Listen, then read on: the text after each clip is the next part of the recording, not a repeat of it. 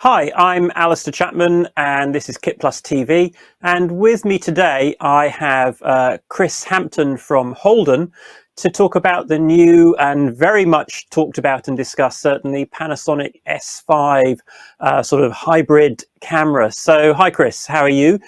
Please tell me I'm more very about the well. S5. Sure. Yes. So, of course, this is the Lumix S5. It's Panasonic Lumix's latest hybrid mirrorless camera. And for me, it really sort of takes a lot of the qualities that I really liked about the GH5, with it being so compact, lightweight, very feature-rich, but at a really competitive price point, and bundles that with a lot of the newer tech that you see in the S1 and the S1H. And of course, when I say newer tech, one of the big selling points, of course, is that it now has a full-frame sensor in a body of this size. And the price point is actually comparable to what the GH5 was at launch as well. So, Yeah, I mean, that's, to be honest, yeah, that's quite an achievement. So you've got a full frame sensor. It shoots 10-bit now at up to 60p. And, remind people what the price is, because it really is. I was stunned when I heard it. yeah, the price is pretty incredible. So it's body only. It's 1,799 or thereabouts. Or with the kit lens, which is this 2260 zoom lens, it's just shy of £2,000. Yeah, and it has some other features that I'm aware of that it has certainly is dual image stabilization. So that works in conjunction with the lens. So that's lens and in-body stabilization working together. Yeah, that's right. So the sensor obviously is stabilized. If you're just using the body-only stabilization, so if you're using like a nice Cine Prime or just any prime lens that doesn't have any optical stabilization, you'll do 5 stops of stabilization just with the body only. If you're using an optically stabilized lens, it'll be 6.5 stops of stabilization. So you've got options for shooting handheld, on the fly, with a range of lenses, and still get some nice smooth shots. To be fair, there's quite a few of these what are now being called hybrid cameras on the market. Yours is not the only one by any means. But this one of the things that struck me was a lot of the hybrid cameras are essentially stills cameras that also do a very nice job of video. But this one strikes me of being actually almost tailored to video rather than stills. Would you agree with that? Yeah, I think that's fair to say. Obviously, the key selling points and the headline specs are really all the video or orientated specs. That's not to say that it isn't a very capable stills camera, because it very much is. But in terms of getting, like you said before, when we started, that 10-bit 4K 60p video internally, that's a massive selling point for this camera. And of course, we're looking at this sort of price point. There aren't many cameras that will allow you to do that 10-bit recording internally.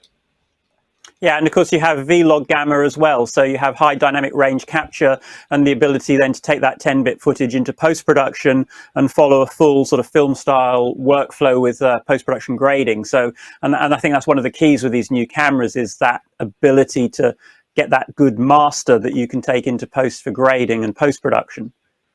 Yeah, no, for sure. So V-Log comes as standard with this camera. Previous Lumix cameras, it was a paid-for upgrade, but you do get the full V-Log with this. You do also have hybrid log gamma and Cine D and Cine V if you're used to shooting with Panasonic cameras.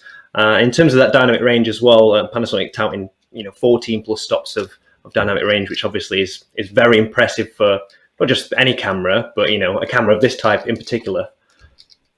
Yeah, I mean, it's small and compact, and it's 24 megapixels, if I'm not mistaken, which is actually on the lower side, which really for a video camera is perhaps where you want to be, because if you've got lots and lots of pixels, you tend to give up a bit of sensitivity and things like that. So having fewer pixels tends to favor the video sort of side of things with these small hybrid cameras now. Yeah, I think 24 megapixels, it's 24.2 megapixels, it's a sweet spot, like you just said, it's nice for video in terms of handling that noise, but also at the same time, it's a very good resolution to work with in photography. If I look back to my Lumix GH5S, which I absolutely loved, it's super compact and lightweight and really, really powerful in terms of its video capabilities, but it had a much lower megapixel count. And of course, when it comes to photography, it was capped at 10 megapixels, and obviously this now sort of meets it a little bit more halfway. So yeah. So you get good pictures, good photos, good video, and of course the big hot topic, at the moment is of course, does it overheat? I've not experienced any overheating with this camera, and to be honest, I haven't really experienced that much. Well, I haven't really experienced overheating issues with any Lumix camera. Maybe I'm not in hot enough environments. I'm not going on nice enough holidays. But Panasonic test their cameras in 40 degrees. That's their sort of test bed for the performance of the heat management of the camera.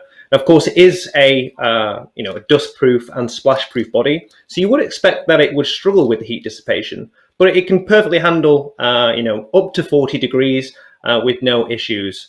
And the recording limits that are set, if you're recording in 10-bit, any of the 10-bit profiles, sorry, there is a recording limit of 30 minutes. Now, I think that is in place to sort of get around any overheating issues that might happen. But generally, as soon as that limit hits, you can just hit record again and away you go.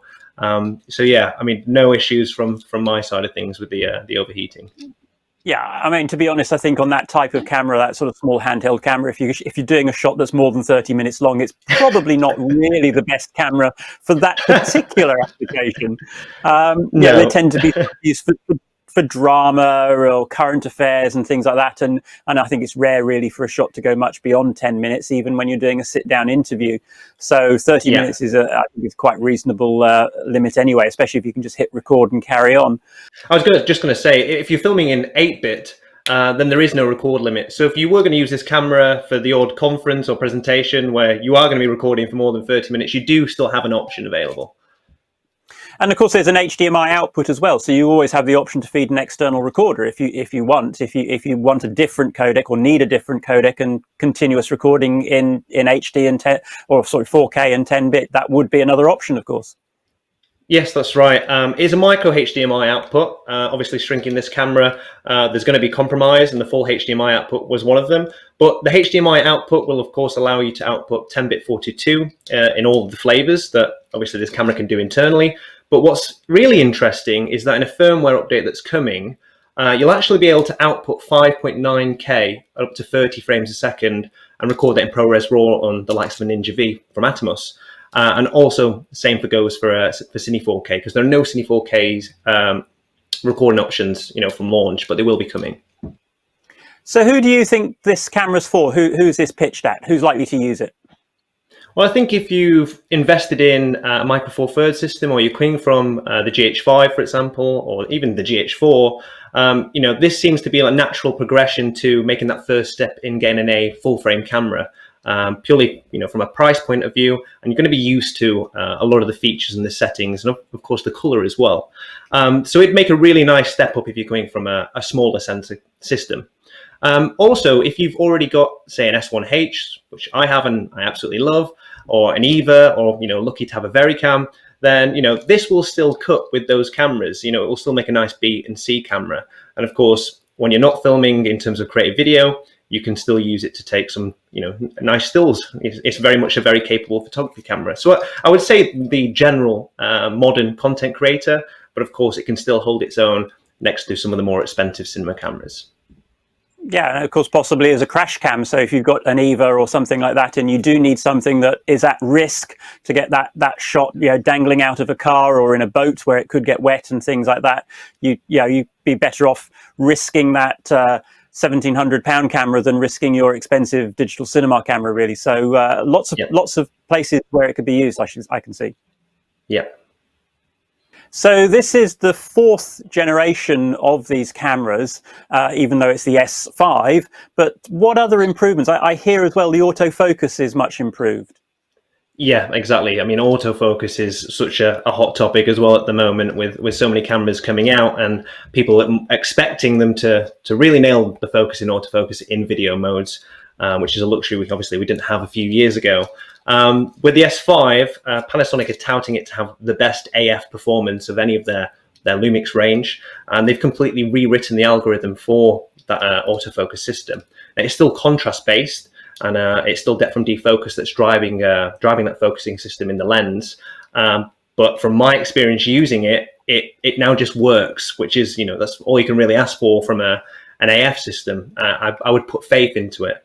The AI on board has face, eye, body, animal detect. So, pretty much anything that you're going to be filming that's moving within reason, it's going to automatically pick that up.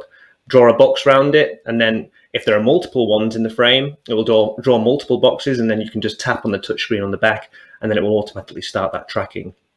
I think having this sort of AF performance in this camera is really going to sell it a lot more to those who are potentially, you know, into vlogging. Yeah, and tell me a little bit more actually about that touchscreen on the back. Yeah, so the touchscreen on the back, it's a 3-inch touchscreen, and of course you can control the full menu system through that touchscreen. You have also got the joystick and the dial, so that if you don't want to use the screen. But of course it's a fully articulating screen. Again, going back to vloggers, anyone who needs to film themselves, or even what we're doing now, I've got my camera in front of me with a flip screen looking back at me so I can see, you know, how my shot looks. I think it just makes it a lot more of a versatile tool, especially if you're filming handheld and you're getting a range of odd shots, you know, different angles. But yeah, the screen on this it's not as high res as the S1H, but of course, you know, that's going to come with the territory of the price. So Kriss, we're already aware it does 10-bit, UHD, 60p, no problems at all there, really high quality. Does it go any faster than that? What about high speed? Because that's the other thing people like to use a lot of these days is HFR and high frame rate shooting. Yeah, there are some slow motion options, obviously, on the camera. The first thing I'd note is that actually on the dial, you do have a dedicated slow and quick menu setting. So if you're filming in normal speed and you see a moment happening, you can just flick it over to the S&Q mode, and then it will automatically recall the last setting that you used. So it's very nice and quick to be able to just jump over into that without obviously twiddling too much in the settings and then the moment's passed. So in terms of your actual slow and quick recording options, in 4K, it does max out at 4K 60. Of course, it's variable and you can do anything in between 1 and 60. Of course, when you play it back, it will conform it to 25 or 30 frames a second, so you don't have to slow it down in post. But if you drop down into HD, that's full HD, it will do 120 frames a second. That's with the full sensor, and the continuous autofocus will still work. You'll jump it up to 150 frames a second, and it's no crop again, but just with manual focus. And if you really want to push it, it can go up to 180 frames a second, but that is with an APS-C crop and manual focus again. So you do have plenty of options available. So we've got this camera with some really great specs. You've already mentioned that it's going to appeal to vloggers and people like that. But coming back to that price again, this is a really affordable camera. There are other cameras that are more expensive. I'm not going to debate whether they're better or worse or anything like that. But there are definitely cameras that are much more expensive that really have very, very similar capabilities to this.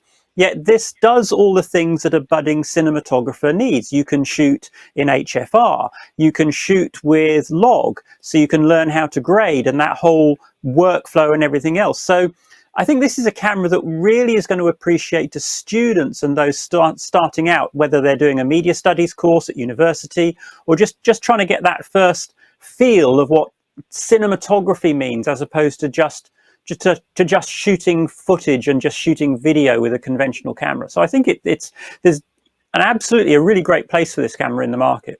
Yes, I can completely agree. You know, if you're just starting out in particular, you've got everything here to really learn your craft, you know, full complete manual control and a lot of data to work with when you get into post. For those of you who maybe are looking at this as your first sort of, let's say, I don't want to say proper camera because, you know, it sounds a little condescending, but, you know, your first real camera that you really want to get to grips with from a video or a photography point of view, then just head over to holden.co.uk and you can find out some more information there or get in contact with us. And we're more than happy to answer any of the questions that you might have. That's really fantastic, Kriss, and I think it is a great little camera. Don't forget as well, of course, you've got lots of information about the products that we're showing in these shows on KITPLUS.com. So do take a look and do come back for more KITPLUS TV. Thanks a lot, Kriss.